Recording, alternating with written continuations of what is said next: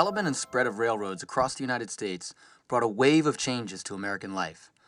During the railroad boom, thousands of jobs were created, new towns were born, trade increased, transportation was faster, and the overall landscape of the nation transformed.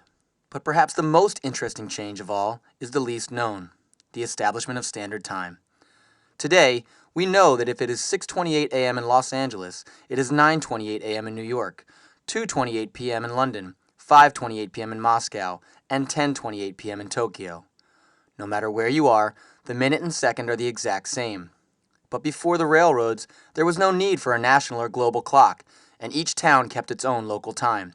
So when it was 12 noon in Chicago, it was 12:07 p.m. in Indianapolis, 11:50 a.m. in St. Louis, and 11:27 a.m. in Omaha. This worked just fine when the only modes of travel were horses or steamboats, but it became incredibly problematic when railroads came along. How can you keep a train schedule when each town has its own time? And how do you prevent collisions or accidents on the tracks if train conductors are using different clocks? It doesn't really make sense to leave a station at 12:14 p.m., travel for 22 minutes, and arrive at 12:31 p.m. In order to eliminate that confusion, the railroads of the United States and Canada instituted standard time zones on November 18, 1883 at noon. It allowed the railroad companies to operate more effectively and reduce deadly accidents. The American public, however, was not so quick to embrace this new change, as many cities continued to use their own local time. Resistance was so strong that in some towns, clocks would show both the local time and the railway time. Imagine this conversation. "Pardon me, sir, do you have the time?" "Why, yes. Which do you need?" "It is 12:13 local time and 12:16 railway time." Ultimately, the logic of keeping a standard time prevailed, and the United States government made time zones a matter of law with the Standard Time Act on March 19, 1918. Since then, there have been numerous changes to the time zones, but the concept of standard time has remained.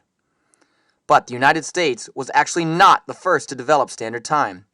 The first company to implement the use of standard time was the Great Western Railway in 1840 in Britain, and by 1847, most British railways were using Greenwich Mean Time, or GMT. The British government made it official on August 2, 1880, with the Statutes or Definition of Time Act. But while Britain may have been the first to establish standard time, it is Asia and the islands of the South Pacific that enjoy the first hour of each new day. The International Date Line passes through the Pacific Ocean on the opposite side of the Earth from the prime meridian in Greenwich where, thanks to trains, standard time was first used. Trains have evolved over the years and remain a prominent form of transportation and trade throughout the world. And from the New York City subways to the freight trains traveling across the Great Plains to the trolleys in San Francisco, they all know exactly what time it is. And thanks to them, we do too.